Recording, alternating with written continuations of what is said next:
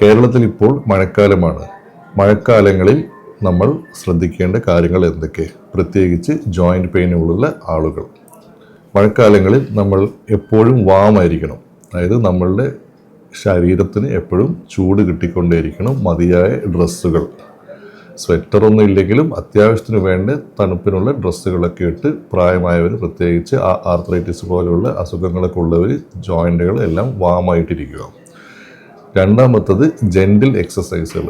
വീടിൻ്റെ അകത്തുനിന്ന് നമുക്ക് ചെയ്യാൻ പറ്റിയ ജെൻറ്റിലായിട്ടുള്ള ചെറിയ ചെറിയ എക്സസൈസുകൾ നിത്യേന ചെയ്തുകൊണ്ടിരിക്കുക.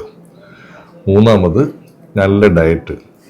വെജിറ്റബിൾസും ഫ്രൂട്ട്സും ചൂടുള്ള സൂപ്പുകളും കാര്യങ്ങളും, നമ്മളുടെ ശരീരത്തിന് ആവശ്യമായ പോഷകാഹാരങ്ങൾ. ഷുഗറും പ്രഷറും കൊളസ്ട്രോളും ഹാർട്ടിൻ്റെ അസുഖമുള്ളവരൊക്കെ അതിനനുസരിച്ചിട്ടുള്ള ഒരു ഡയറ്റ്, ഒരു ഡയറ്റീഷ്യനെ കണ്ടിട്ടോ അല്ലാതെയോ നമുക്ക് ചെയ്യാൻ പറ്റുന്ന രീതിയിൽ ആവശ്യത്തിനുള്ള ഡയറ്റ് കൃത്യമായി ചെയ്യുക.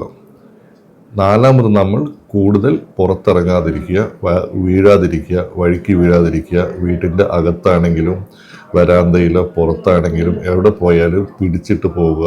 പെട്ടെന്ന് തെന്നി വീഴാനൊക്കെ ഉണ്ടാകുന്ന അവസ്ഥ നമുക്കറിയാം. ചെറിയ വീഴ്ചയിൽ പോലും ജോയിൻറ്റുകളിൽ എല്ലുകൾ പൊട്ടാനും അതോടനുബന്ധിച്ചിട്ടുള്ള ട്രോമകൾ ഉണ്ടാകാനുള്ള സാധ്യതകളുണ്ട്.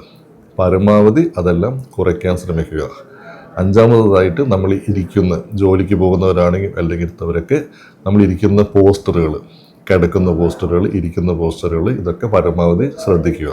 അപ്പോൾ മഴക്കാലങ്ങളിൽ നമുക്ക് ചെയ്യാൻ പറ്റുന്ന ഈ ഒരു 4-5 കാര്യങ്ങളാണ് ഉള്ളത്.